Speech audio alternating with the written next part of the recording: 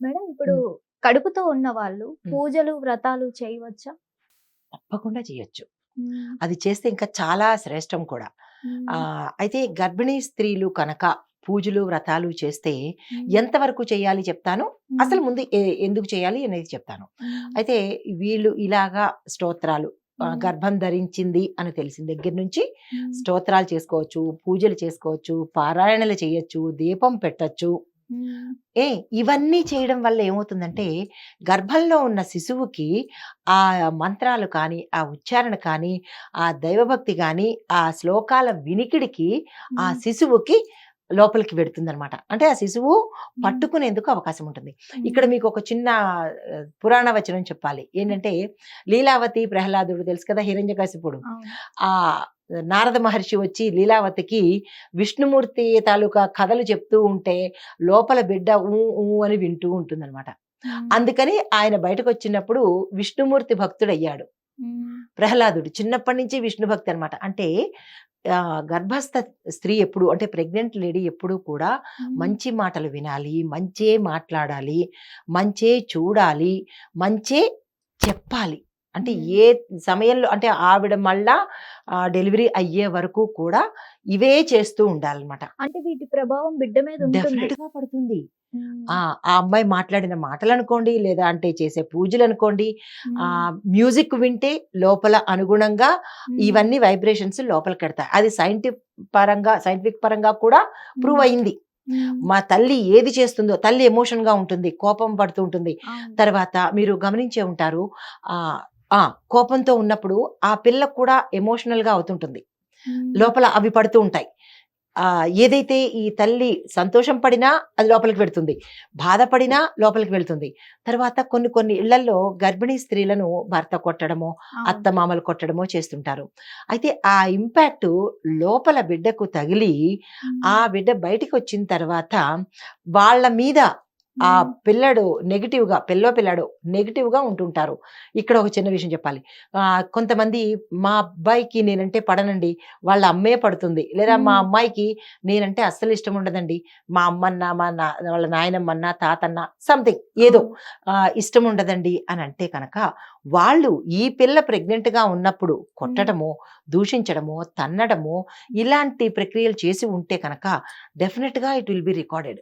అంటే లోపలున్న బిడ్డకి మొత్తం అర్థమైతది. డెఫినిట్‌గా అర్థమవుతుంది.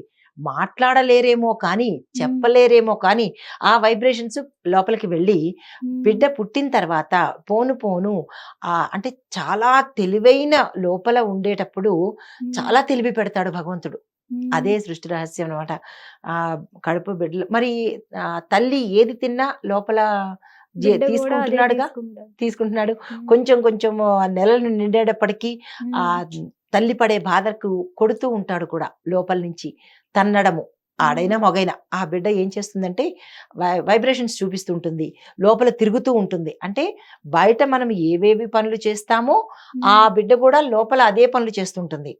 దాంతో పాటు ఆ బిడ్డకిని భగవంతుడికి కనెక్షన్ ఉంటుంది లోపల. హ్మ్. దేవుడికి అంటే దైవపరంగా ఆ బిడ్డ లోపల కుమిలిపోతూ ఉంటుంది. ఎందుకు అంటే ఆ జ్ఞానం ఉంటుంది. ఎప్పుడైతే భూమి మీదకి ఆ బిడ్డ పడినంగానే ఈ హ్మ్. భూమి తాలూకా అంటే గాలి కానీ ఆహ్, ఈ వాతావరణంలోకి వచ్చేయంగానే ఆ హ్మ్. జ్ఞానాన్ని మర్చిపోతుంది బిడ్డ. హ్మ్. అంతవరకు ఈ గర్భమనే ఈ జైలులో ఉంటూ తన యొక్క పాపాలను భగవంతుడు చెప్తూ ఉంటాడు. పూర్వజన్మలో నువ్విది చేశావు, ఇలా చేశావు అని చెబుతుంటాడు. ఆ భాగంలోనే ఈ తల్లి తాలూకా బాధని, సంతోషాన్ని కూడా ఆ బిడ్డ తీసుకుంటాడు. హ్మ్. మరొక విశేషం ఏంటంటే బయట పిల్లలు వచ్చిన తర్వాత 9 నెల, 6 నెల, 6, 7, 8 నుంచి కూడా హ్మ్. ఆ బిడ్డ నవ్వుకుంటూ ఉంటాడు. హ్మ్. మనం అనుకుంటాము బిడ్డ మనని చూసి నవ్వేస్తోంది అని అనుకుంటాము. అవును. మన తాలూకా సోయి ఉండదు ఆ పిల్లలకి. హ్మ్. భగవంతుడితో మాట్లాడుతూ ఉంటారు. గుప్పెట ఎప్పుడు మూసి ఉంటుంది. అవును. మనం తీస్తున్నప్పుడు మళ్ళా మూసేస్తూ ఉంటారు వాళ్ళు. అవును. అంటే గుప్పెటలో మట్టి కూడా చేరుతూ ఉంటుంది. వాళ్ళు హ్మ్. మట్టిలో ఆడరు. కానీ మట్టి ఎక్కడి నుంచొచ్చింది? అంటే కొన్ని కొన్ని వాసనలు వాళ్ళు తెచ్చుకుని వస్తారన్నమాట. వాసన అంటే మనకొచ్చే వాసనని కాదు. హ్మ్. జన్మతః వచ్చే కర్మలను తెచ్చుకుని భూమి మీద పడతారు. తర్వాత తర్వాత జ్ఞానం వచ్చే కొద్దీ మరీ ఒకటో నెల, రెండో నెల, మూడో నెల దగ్గరికి వచ్చేటప్పటికి పిల్లలు ఏ పిల్లలకైనా సరే కొంచెం సేపు మన లోకంలో ఉంటారు. చాలా ఎక్కువ సేపు ఆ లోకంలో ఉంటారనమాట. కొంతమంది పిల్లలు సడన్ గా ఏడిస్తే మీ అమ్మని తీసుకొని వెళ్ళిపోతా ఆ! అని దేవుడు అంటారు అంటారు. అంటారు. నిజమేనా వాళ్ళతో అది? మాట్లాడుతుంటారు. యెస్. ఓకే. వాళ్ళతో అటాచ్‌మెంట్ అనేది ఉంటుంది. హ్మ్. ఇంకా ఊహ తెలిసే కొద్దీ భగవంతుడు దూరమైపోతుంటాడు. హ్మ్. మన లోకంలో మన బంధువులతో అటాచ్‌మెంట్ పెరుగుతూ ఉంటుందన్నమాట వాళ్ళకి. హ్మ్. అయితే ఇవన్నీ ఎలా కలుగుతాయంటే, ఈ తల్లి చేసే శబ్ద తరంగాలు whether it is good or bad ఏడుపైనా శబ్దమే, హ్మ్. మంచైనా శబ్దమే. ఈ హ్మ్. తరంగాలు బిడ్డ కడుపులోకి వెడతాయి కాబట్టి హ్మ్. మంచే చెయ్యాలి అని చెప్తుంటారు.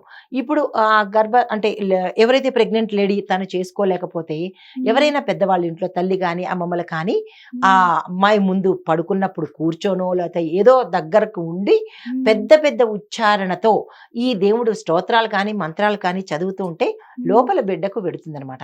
హ్మ్. స్వతహాగా తల్లి చదువుకుంటే బీజాక్షరాలతో మంచి మంచి మంత్రాలు చదువుకుంటూ ఉంటే ఆ వైబ్రేషన్ నాభి నుంచి వెళ్తుంది. మనకి ఏది చదవాలన్నా హ్మ్. నాభి నుంచే వెళ్తూ ఉంటుంది కదా ఉచ్చారణ చదివేటప్పుడు. అది హ్మ్. ఆ పిల్లకి మంచిగా అంటే మంచి జ్ఞానం వస్తుందనమాట. దీంతో పాటు ఇంకా ధర్మ సంబంధితంగా ఆధ్యాత్మిక పరంగా చూసినట్టయితే కనుక ఎప్పుడైతే ఇలాంటివన్నీ ఆ పిల్లకి అంటే కడుపులో ఉన్న శిశువుకి ఇవన్నీ చేరాయో హ్మ్. బయటకొచ్చిన తర్వాత ఆ పిల్లవాడు ధర్మ సంబంధంగా, ధర్మబద్ధంగా మంచి జ్ఞానం కలిగిన ఎదుగుతూ ఉంటుంటాడు. హ్మ్. తర్వాత నైతిక విలువలు కలిగి ఉంటాడు. అంటే హ్మ్. ఎమోషనల్ గాను, ఎథికల్ గాను ఆ పిల్లవాడు ఉంటాడు. హ్మ్. కొంతమంది పిల్లలు పుడుతూనే రాక్షసత్వంగా ఉంటారు. అవును. ఇంట్లోనే తెలిసిపోతుంది. ఆ రాక్షస చర్యలు చేస్తూ ఉంటారు. అలా అలా వెళ్ళిపోతున్న చీమల్ని చంపేయడము, తర్వాత ఎక్కడెక్కడో పురుగుల్ని తీసి చంపేస్తుండడము, అవును. అలాంటి వికృతి చర్యలన్నీ చేస్తుంటారు. ఎందుకు చేస్తుంటారంటే ఆ పిల్లవాడు తప్పు కాదు. ఆ తల్లి గర్భంలో ఉన్నప్పుడు చేసే వికృత చేష్టల వల్ల ఆ తల్లి యొక్క లేదంటే ఆ పరిసర ప్రాంతాల యొక్క ప్రభావము ఈ బిడ్డ మీద పడి రాక్షసుడుగా బయటకొస్తాడు. అది ఆ హ్మ్. పిల్లాడిని అనుకోవడం కాదు. మనం చేసిన పని వల్లే ఆ పిల్లవాడొచ్చాడు. అయితే హ్మ్. అదే మంచిగా చేశాడనుకోండి. అంటే మనం ఎప్పుడు దైవికంగాను లేదా హ్మ్. స్తోత్రాలు చదవడము, పూజలు చేస్తూ ఉంటే గనక ఆ హ్మ్. పిల్లవాడికి దైవం మీద భక్తి ఉంటుంది. నైతిక విలువలు కలిగి ఉంటాడు. దీంతో పాటు శాంతమైన, ప్రశాంతంగా కొంతమంది పిల్లల్ని చూస్తుంటే ముచ్చటేస్తుంది. అబ్బా! ఎంత అవును. చక్కగా ఉన్నారు. కొంతమంది పిల్లలు వేదఘోష చదువుతున్నప్పుడు, ఓం అని చదువుతున్నప్పుడు చక్కగా నిద్రపోవడము. కొంతమంది పిల్లలు హారర్ మూవీస్ పెడితేనే గాని నిద్రపోరు. అవును. ఈ ఇవన్నీ ఫోను ఎందుకొస్తున్నాయంటే చూస్తూ పడుకుంటారు. ఫోను చూస్తూ పడుకుంటారు. అందులో కూడా సెలెక్టివ్‌గా హ్మ్. హారర్‌వే చూస్తూ ఉంటారు కొంతమంది. హ్మ్. అదేంటంటే క్రూర హింసక మ పరమైన రీల్సే చూస్తూ అవును. ఉంటారు. అంటే అంటే వాళ్ళకి వాళ్ళు ప్రెగ్నెంట్‌గా అంటే తల్లి ప్రెగ్నెంట్‌గా ఉన్నప్పుడు ఏ చేష్టలైతే చేశారో అవే హ్మ్. బయటకొచ్చాక రిఫ్లెక్ట్ అవుతాయన్నమాట. హ్మ్. కాబట్టి ప్రతి ప్రెగ్నెంట్ లేడీ తన బిడ్డ మంచిగా ఉండాలి అంటే పూజలు చేయాలి. దైవనామ స్మరణ తప్పనిసరిగా చేసుకోవాలి. హ్మ్. తర్వాత ఆహ్, పూజలు కనుక చేస్తే వచ్చే బిడ్డ క్వాలిటీస్ ఏంటంటే, పీస్‌ఫుల్ నేచర్ ఉంటుంది. హ్మ్. ఎమికబిలిటీ ఉంటుంది. మొహంలో ప్రసన్నవదనం ఉంటుంది. హ్మ్. ఫర్‌గివ్‌నెస్ ఉంటుంది. అంటే క్షమించే గుణం ఉంటుందనమాట. అది మీరు చిన్నప్పుడు గూడా చూసుకోవచ్చు. కొంతమంది వాళ్ళతో ఆడే సమూహంలో 3 ఏళ్ళు, 4 ఏళ్ల పిల్లలు ఆడే సమూహంలో ఒకళ్ళు కొంతమంది ఇచ్చేస్తారు. గిచ్చినా, కొట్టినా గాని పర్వాలేదులే అవును. అనేస్తుంటారు. అదే ఇంకొక రాక్షస స్వభావం ఉన్నవాడు పాపం ఒకసారి గిచ్చితే వీడు తిరిగి కొడతాడు. కరిచేసొస్తాడు. అవునా? కొట్టడం, కరవడం. కొట్టడం, కరవడం, కండ తీసి బయట పెట్టేసొచ్చేస్తాడు. హ్మ్. అంటే అటువంటి వికృత చర్యలు ఆ సమయంలో ఆ పిల్లలకి అలవాటవుతాయన్నమాట. ఈ మంచిగా పూజలు చేసే తల్లి యొక్క బిడ్డకి హ్మ్. శాంత స్వభావం అలవాటవుతుంది. హ్మ్. ధర్మనిష్ఠాపరుడై ఉంటాడు. ఎక్కువ హ్మ్. డివైన్ క్వాలిటీస్ ఉంటాయి. హ్మ్. దీంతో పాటుగా మేధాశక్తి, ఇంటెలిజెన్స్ ఎక్కువుంటుంది. హ్మ్. ఇంటెలిజెన్స్ ఎప్పుడైతే ఉందో ఇంకా వాళ్ళకి ప్రత్యేకంగా మనం ఏమి నూరిపోయక్కర్లేదు. హ్మ్. చిన్నప్పటి నుంచి భక్తిభావం కనపడుతూ ఉంటుంది. దీంతో పాటు తల్లి కనుక గాయత్రి మంత్రం బిడ్డ గర్భంలో ఉన్నప్పుడు గాయత్రి మంత్రం చదివితే కనుక ఆ పిల్లవాడికి విశేషమైన జ్ఞానం వస్తుంది. వాక్శుద్ధి కూడా పెరుగుతుంది. హ్మ్. దీంతో పాటుగా సంస్కృత శ్లోకాల యొక్క శబ్దం కూడా మనం పలికేటప్పుడు ఆ శ్లోకాల యొక్క శబ్దం కూడా పిల్లవాడి మీద పడి హ్మ్. అంతటి జ్ఞానవంతుడవుతాడు. దీనికి మనకి సుఖ మహర్షి తల్లి చెప్తూ ఉంటేనే ఇలా పురాణాల్లో చాలా మంది ఉన్నారు. తల్లులు ఇలా ఉన్నప్పుడు ప్రెగ్నెంట్గా ప్రెగ్నెంట్. ఉన్నప్పుడు ఇవన్నీ చదువుతూ ఉంటే బయటకు వచ్చిన తర్వాత మంచి పరమ పావనులైన ఋషులు కానీ దేవీ దేవతలు కానీ ఇలాగా ఆ బయటకు వచ్చిన పిల్లలు మంచి గుణగణాలతో ఉంటుంటారన్నమాట. అయితే దీంతో పాటు సంగీతం కనుక లేదంటే ఇవేమీ నేను చదవడం నాకు రాదు, చేయడానికి అవ్వదు, నాకు అవకాశం లేదు అనుకుంటే కనుక మ్యూజిక్ పెట్టి వింటున్నా కానీ ఆ సంగీత జ్ఞానం కూడా పిల్లలకు వస్తుంది. దీనికి కూడా ఉదాహరణ చెప్తా. కొంతమంది పిల్లలు పుట్టింగానే కొంచెం కొంచెంగా వాళ్ళ అమ్మాని పలికే తీరు కానీ లేదంటే సాపా అని మ్యూజిక్ ఎక్కువ అట్రాక్ట్ అవుతుంటారు. మ్యూజిక్ పెట్టంగానే డాన్స్ చేసేస్తుంటారు. సో ఎందుకు అంటే ఆ సమయంలో వాళ్ళు ఎక్కడైనా వినడం కానీ లేదా ఈ తల్లి పాడడం కానీ జరిగి ఉంటే ఆ ప్రభావం వీళ్ళ మీద పడుతుందన్నమాట. తర్వాత ఇంకా పురాణ ప్రామాణికంగా తీసుకుంటే అంటే ఇవన్నీ ప్రమాణ పరంగా చెప్పినవి, ఏదో సరదాకి చెప్పినవి కాదు, సైంటిఫిక్ పరంగాను చెప్పినవి. అంటే సైంటిఫిక్ పరంగా మన డిఎన్ఏలో ఈ వైబ్రేషన్స్ జరుగుతాయి కాబట్టి అలా వస్తుంది. పురాణ పరంగా చూసుకున్నట్టయితే మనకి అభిమన్యుడికి ఈవిడ ఎవరు సుభద్ర, తల్లి సుభద్ర అభిమన్యుడిని కడుపులో ఉన్నప్పుడు కృష్ణుడు చక్రవ్యూహం గురించి చెప్తాడు. అంటే పద్మవ్యూహం గురించి చెప్తుంటాడు. పద్మవ్యూహం గురించి చెప్తూ మధ్యలో ఆపేస్తాడు. వెళ్ళడం వరకు చెప్తాడు కానీ తిరిగి వచ్చేది చెప్పడు. ఎందుకంటే అతనికి అంతవరకే ఆయుష్ 16 ఏళ్ల వరకే ఉంటుంది కాబట్టి ఆ కృష్ణుడు ఏం చేస్తాడు, అంతవరకే చెప్పేసి వదిలేస్తాడు. మరి ఆ జ్ఞానము అతనికి వెళ్ళడం తెలిసింది కానీ రావడం తెలియలేదు. అంటే ఎలా వచ్చింది అంటే తల్లి సుభద్రాదేవి కడుపులో ఉండగా కృష్ణుడు చెప్పింది అనమాట.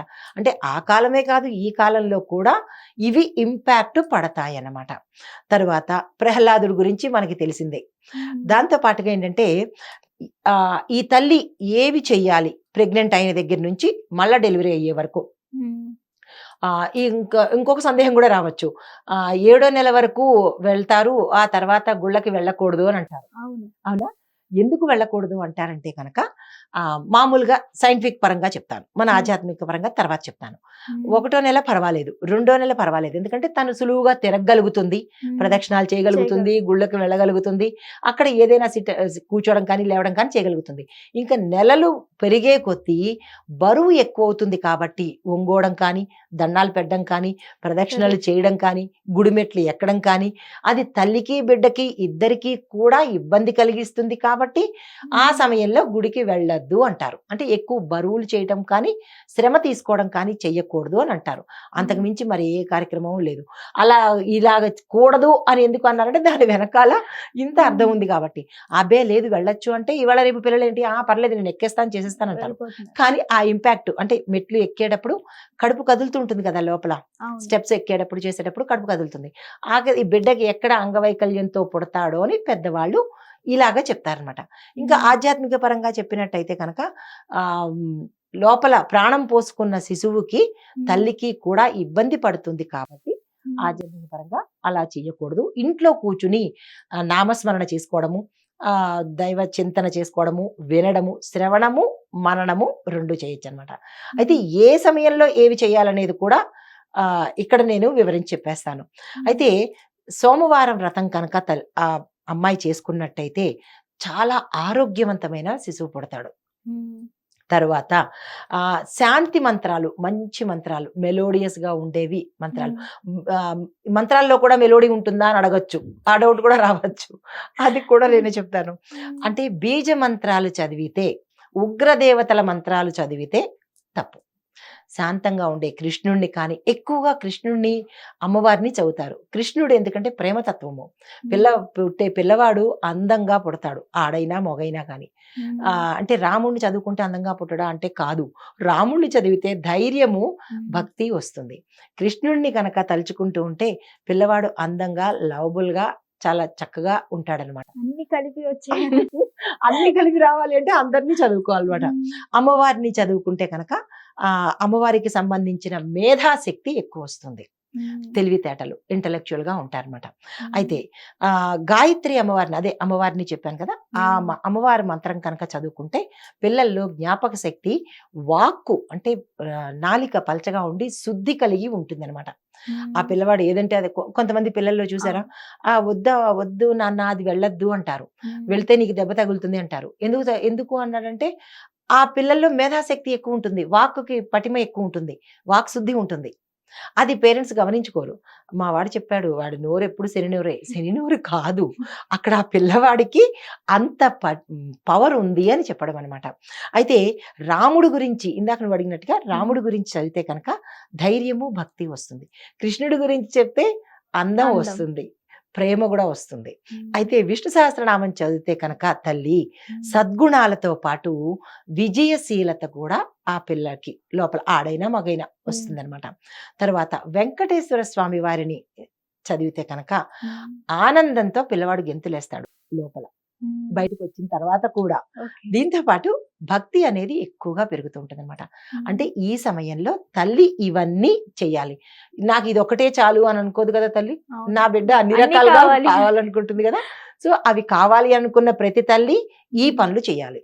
అయితే జాగ్రత్తలు కూడా తీసుకోవాలి. ప్రెగ్నెంట్ సమయంలో ఎక్కువగా దీక్షలు కానీ, వ్రతాలు కానీ, ఎక్కువ ఉపవాసాలు కానీ అలాంటివి చెయ్యకూడదు. దీంతో పాటు ఎక్కువగా ఎలా అంటే దూరంగా నడిచి వెళ్తారు. అంటే ఈ గుడి ఇక్కడ ఉంది అంటే దూరం రోడ్డు ఎక్కువ ఉంది అంటే కనుక అలాంటి ప్రయాణాలు కూడా దూరంగా ఉండే గుళ్ళకి రోడ్డు నుంచి గుడి దూరంగా ఉందంటే అలాంటి ప్రయాణాలు కూడా చేయకూడదు. తర్వాత కార్లలోను పర్వాలేదు నేను వెళ్తాను వెళ్ళగలను అని కార్లలోను వాహనాల్లోనూ కూడా నెలలు నిండిన తర్వాత గర్భిణీ స్త్రీ వెళ్ళకూడదు. అందుకని ఆలయ నిషేధం అనేది పెట్టారనమాట. దీంతో పాటు మంత్ర జపాన్ని శబ్దం కాకుండా మౌనంగా మృదువుగా చేయాలి. ఎక్కువగా హడావుడి పడిపోతూ చేయకూడదు. దీంతో పాటుగా ఎక్కువ నిద్ర లేకుండా టైం ఎక్కువగా అంటే లేట్ నైట్లుగా ఎక్కువ పిల్ల పడుకోకూడదు. పడుకుంటే కనుక ఆ ఇంపాక్ట్ బిడ్డ మీద పడుతుంది. అయితే గర్భవతిగా ఉన్న ప్రతి స్త్రీ శ్లోకాలు చదువుకోవచ్చు. 1వ నెల నుంచి 7వ నెల వరకు చక్కగా దీపారాధన చేసుకోవచ్చు. అన్నీ చేసుకోవచ్చు. దూర ప్రయాణాలు, దీక్షలు, ఉపవాస దీక్షలు కానీ ఇలాంటి హార్డ్గా ఉండేవేవి ఆ పిల్ల చేయకూడదు అనమాట. అలా చేయడం వల్ల ఏమవుతుందంటే బిడ్డకి ఇంపాక్ట్ పడుతుంది. తనకి కూడా నెగిటివిటీ ఎక్కువ వస్తుంది. దాంతో పాటుగా ఇంకొకటి ప్రత్యేకంగా ఏం చేయాలంటే కడుపుతో ఉన్న అమ్మాయి జుట్టు విరబోసుకుని సంధ్యా సమయంలో వెళ్ళకూడదు. ఎందుకంటే ఎక్కువగా బయట మనకి నెగిటివ్స్ ఉంటాయి, ఆత్మలు తిరుగుతూ ఉంటాయంటారు.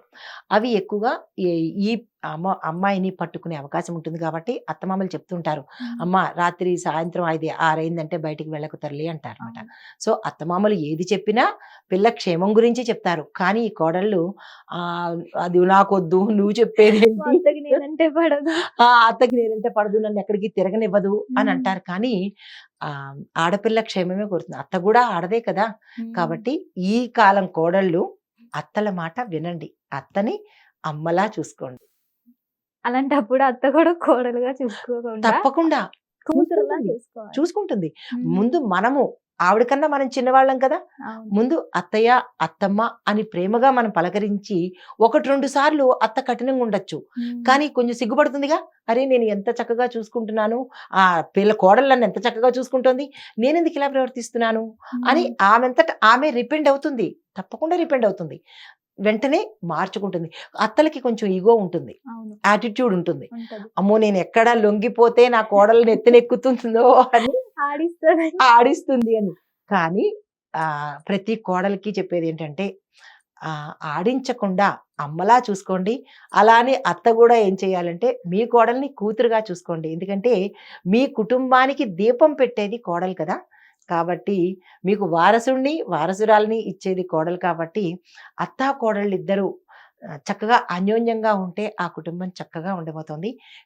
ఇందు మూలంగా చెప్పేది ఏంటంటే ప్రతి అత్త ఈ సమయంలో కోడల్ని జాగ్రత్తగా చూసుకోండి.